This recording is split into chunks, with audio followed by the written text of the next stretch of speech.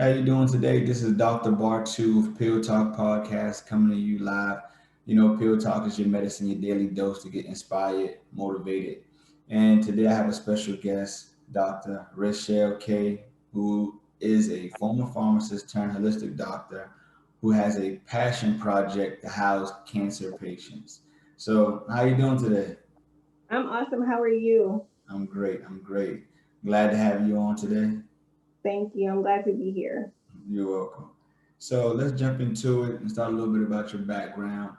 You are a pharmacist first. So what made you choose to get into the medical field and become a pharmacist? So, my mom was a geriatric nurse and also a director of nursing for quite some time. So, pretty much my whole life, I just knew being a part of, kind of being the little healthcare kid that just got drug around with my mom or got dropped off at the hospital. Um, and when I got out of school, things like that. So, I always just kind of saw how enriching healthcare was and wanted to be a part of it. I thought that I wanted to be a dentist at first, and then I actually went to a career day event. Well, a career day event was hosted at my high school. I went to an all girls Catholic high school, and one of the nuns actually was a pharmacist. I had some cousins that were pharmacists, but didn't really pique my interest until I spoke with her. And I was like, I think I want to do that. And just decided that would be my major. That I think I was in 11th grade at the time. Man, what did she say to you that piqued your interest so much, if you don't mind answering that? So she told me that she was not good in math, and I was not good at math. And seeing someone who wasn't good at math who actually had a pharmacy degree was what I needed to see, because I had a dad who's an architect and a mom who's a nurse that are super good at math. I have cousins. I had a cousin that's an engineer and a pharmacist, so obviously they're super good at math. So I always just saw people that I thought were just super super smart, and I was like, not me. Don't think I can do it. But to see or hear someone say like, I did it, you can too, was kind of like the real like, okay, this can be a part of my reality. And I was like, I'm gonna try. So That's what's up. That's what's up. That's good. So you became a pharmacist. Did you work retail, PBM, representative? I'm gonna date myself and my age. I worked at Eckert's, which no longer exists. So now CVS. I worked at Eckert's for a little bit, and I decided to look at some other avenues, and then I went into pharmaceutical sales, and I worked for Johnson and Johnson, and just kind of was like, oh, there's a lot of other things you could do with a pharmacy degree. And so I just kind of started exploring different avenues from there. That's good. That's good. Because some people actually get into the career and kind of get stuck in one field. That's nice that you was able to break out and then try some other things. Yep. So with that, you tried the retail. You was a drug rep. But what made you want to go back to school and become a holistic doctor? So I actually got my MBA first, and that was because Johnson& Johnson paid for it. And so once I was like, I'm going to do this, I started doing some other like medical pharmaceutical sales type career moves. And then I just started like really thinking about holistic medicine probably about maybe almost 10 years ago now. I kind of saw that it could be a marriage between like what I was doing and actually being able to work within like a hospice care type setting. And I wanted to do that, like helping people that were end of life, that couldn't get to a point where, well, that were at a point where curative care was no longer an option, and just trying to figure out like what they could do in terms of like their diets and other holistic methods to help them with pain. And that's really what kind of piqued my interest. I actually saw someone else that was doing that, not in my state, but I was like, man, I think I can do that. And I decided to go back to school, and just really kind of ran with it. People think that's strange because they're like, you're a pharmacist and then you believe in holistic medicine. But I mean, there really is a good marriage between the two, because I still believe there are times that, you know, holistic medicine may not be the best option for people. So I think I have the best of both worlds. So that's kind of what made me make that switch. So, You know, the thing is, I talk to my friends who are pharmacists as well. Either we on the fence with we don't take medicine at all, unless it's like a emergency, or they take it on a regular. It's right, like one of the things is like we don't do it or we do it. One or the other. right, right. So with holistic medicine, what's some of the things that you can do or you tell your patients to do to kind of like get better, feel better? So I always start with diet. So my first assessment with a patient, we're going through like everything that they eat. Typically, the food is the root of the problem. And then, you know, I'm looking at like, okay, what do you eat? What do you do through the day? How do you exercise? Just try to get like a baseline of like what they do, what they're intaking. And then we look at medications that they may or may not have been prescribed. More often than not, I see a lot of patients that are just Googling things, buying a lot of things online, and they're just taking a bunch of things that probably are not best for them. And they're like, my friend Julie, she was taking this and blah, blah, blah. And I'm like, that might have worked great for her, but you know, that's not what's best for you. So we're really looking at a full, just like, okay, what do you put in your body? And that's kind of how I start my assessments off, like, you know, looking at what you're eating, what you're taking, are you exercising? And then I come up with a plan for each patient based on like where they are with that in part of their life. That's, like you said, that's mainly what a lot of things start at is what are you eating? You probably heard of Dr. Savy. I did some research on him, and that's one of the things he talk about, like like cleanses and things like that to really Yeah, clear out your body because your body's supposed to naturally heal itself. absolutely. Absolutely. And I mean, I find that a lot of things that we can do holistically can enhance what we're doing in terms of the medication aspect, but a lot of people are just drowning out their body's voice. So you really don't know when you're actually in pain or if your body's telling you you're having some sort of side effects because you're just taking all this stuff or eating things that you're just always feeling full or you can't, you know. So um that is really the key. And that's sometimes my first two consults is, you know, what did you eat, let's go through that, and then like this is what we're going to take out. And then usually the second visit, a lot of times they haven't taken any of those things out and they're still feeling the same, so we got to go through that all over again. But once we get through that, a lot of times, especially with our hypertension, um you know, based patients, like a lot of it, you're taking the medication to manage things, but it's just a mirror. I mean, it's just a mask because you're not looking in the mirror at like what you're doing day to day, what you're putting in. So it's like you're going to continuously be on this medication and you don't have to be. So that's kind of what we're doing in my practice, is really assessing that person as an individual, and coming up with a comprehensive plan for them based on their needs. Nice, nice, nice. What's the name of the practice? Advanced functional wellness. Functional wellness in Houston, Texas, right? It's in Houston, Texas. Yes. Yes. Oh man. But that's one thing. Making sure that people stick to like diets and things because I've seen people get diagnosed with things like diabetes or pre-diabetic, and then Right. they get into a workout regimen, change their diet, and they come back a couple months later and they're completely off the medicine. Absolutely. So that is like you hit it right on the nail, because it's like you do have to make that change. So especially with the people that I think most, when we have people that are like pre-diabetic, they're like, oh, but I'm not diabetic, I'm just pre. And I'm like, yeah, but you don't want to get there. So let's start. So, you know, that's, I think the hardest thing is to get people to actually like change their diet and exercise, you know, like and exercise, so they actually feel better. So, and I think in particular with the minority community, sometimes we kind of have a harder time with that than some of the other communities. So I really try to um, just because that's what your grandma ate and your mom ate doesn't mean that that's the way you have to eat. And I think sometimes we have a hard time with that, unfortunately. African Americans, we suffer from hypertension a lot. Right. Is there something that you can tell someone out there who's listening how they can kind of like reduce some of their hypertension?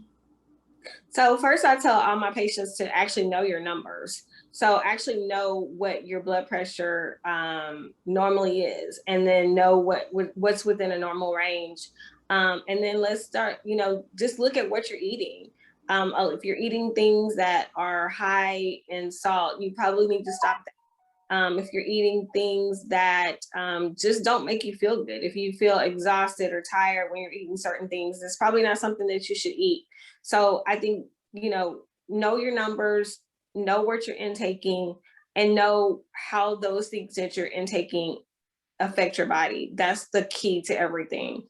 Um, and from there, make sure you're staying hydrated, and putting yourself in a position to where you're exercising on a regular basis, even if it's just walking. It doesn't have to be going to the gym, just walking, moving around. But most importantly, actually know your numbers, because that is probably the biggest issue that a lot of people don't know, that they even actually have high blood pressure. So I think I got one more holistic question. The benefits of detoxing. Do you tell your patient to detox, not detox? And what have you seen from the patients who have? So I tell patients that they should detox um, with the advice of a medical professional. There are a lot of great detoxes that you see, that you can buy in the store, you can buy online, but it doesn't mean that that's actually a good detox for that person. I've seen a lot of people that try detoxes that may actually make them sicker. You have people that detox to the point where they become hypotensive with low blood pressure because they're not um, looking into what those side effects are of those detoxes. So I do think it's always a good thing to detox. But I think, especially if you have comorbidities or high blood pressure or diabetes, that you need to talk to a healthcare professional. Honestly, before starting any change or diet plan that's very aggressive, you need to talk to a healthcare professional before you do that, because it may not be something that's beneficial for you. And just because someone else did it and lost a bunch of weight and looks great and they detoxed, that's not always for you. Also, some of the detoxes can just really be more like, it's just like a laxative sometimes. And I hate to say that, but some of them are just laxatives that are uppriced, and it's just simply making you use the restroom. So of course you're emptying out everything in your gut, and so you're going to the restroom. So it appears that you are losing weight, but you may be dehydrating yourself, and not detoxing yourself.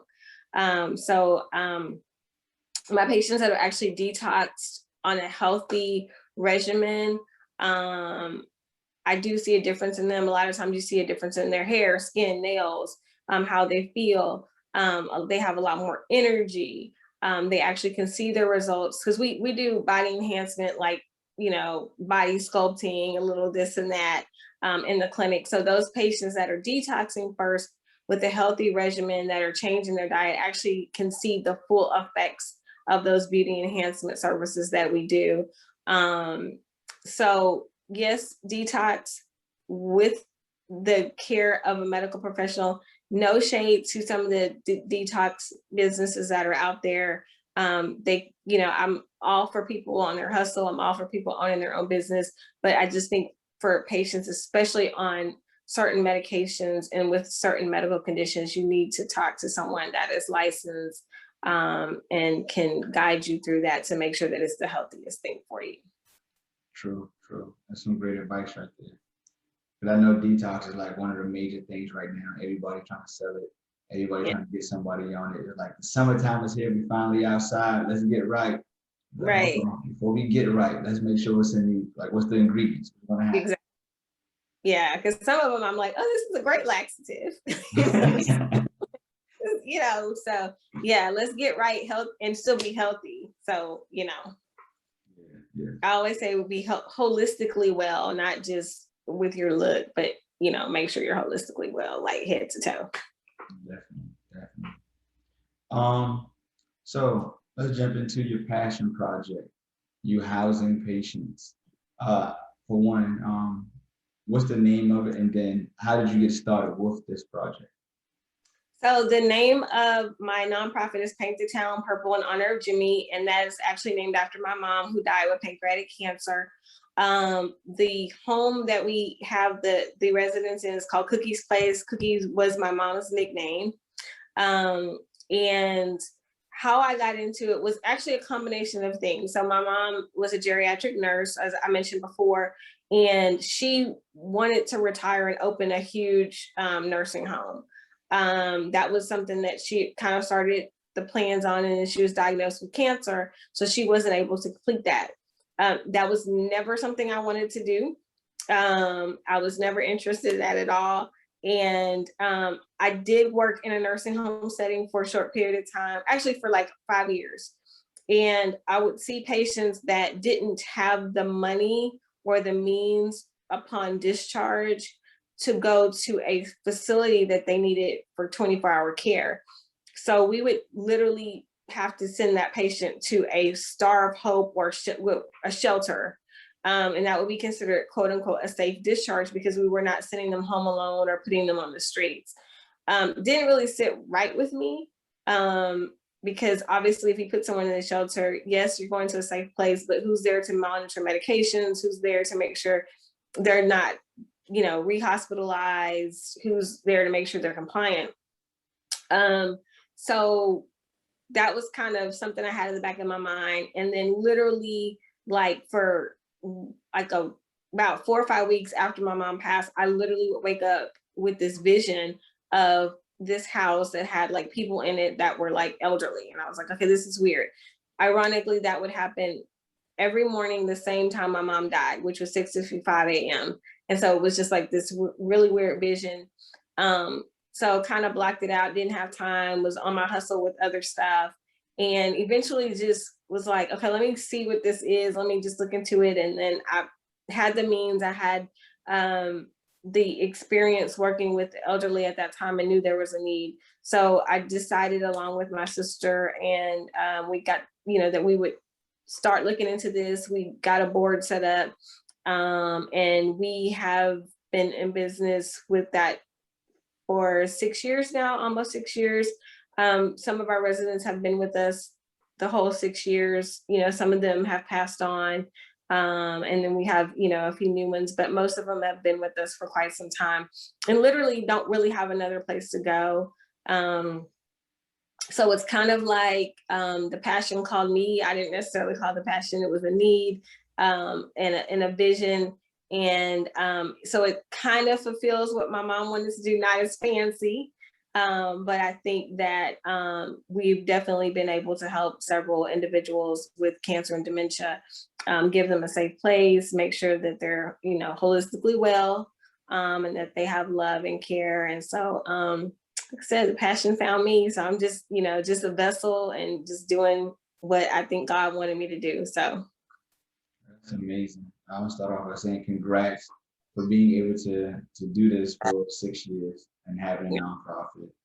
Um, Sounds amazing that these people are able to come to you and stay with you for so long. So that also means something that you guys are providing like top tier service because nowadays nobody stays with any company long. So yeah, for them to be with you for the whole time, that means something. yeah. Thank you. You're welcome. So all right, you got a lot going on. You got your nonprofit that you're housing people, you're a holistic doctor, but you still find time to go out and flip houses. Yes. Yes. So I wanted to kind of have some investment property some years ago, and I had a realtor that just was not helpful. And I was like, man, nobody should have to deal with this. Like, if you're trying to work with someone.